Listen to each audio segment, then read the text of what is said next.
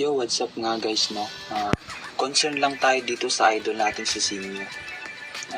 Nai-issue yung sign niya na bakit daw pakitext mag-ready pero ganito yung sign. Reality. Kaya bes, I'm sorry. Ikaw ay aking tatapatin. Kasi di ko tatanggapin kung ikaw ang maging next na Luni. Pero kung ako tatanungin, mukhang pwede na rin next na Luni. Pakitext mag-ready.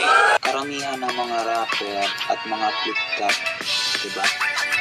Lahat ng mga binibitawang salita may mga malalalim na kahulugan. So, ang sabi naman dito ni Carl De La Cruz, pakitext pag ready, pagkakaalam ko ganyang sign call yan, Sinyo, dapat sinabi mo pakicall pag ready, mali yung sign mo, sabi niya, mali daw ang sign. So, kung para sa kanya mali, pero kasi yung sinabi niyang pakitext mag ready, dito sa sinabi niya sa laban nila ni Poison 13, ganito yan guys, para sa mga fans naman ni Poison 13, no? Wala tayong another issue guys, nililinaw lang natin.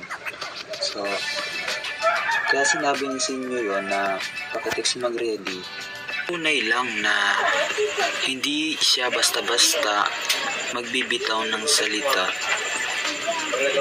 ng pakitext mag-ready na walang katapat na ano pa ba? Edi telepono, di ba? Ito, sign telepono.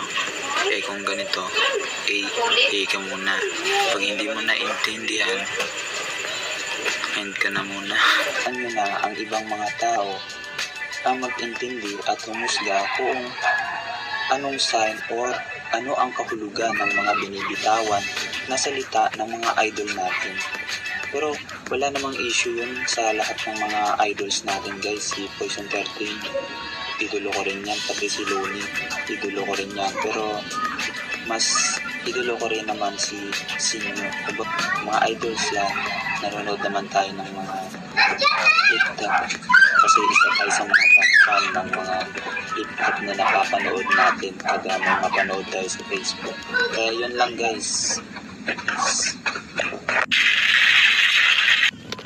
Alam mo peace. Pati peace, nag-ready.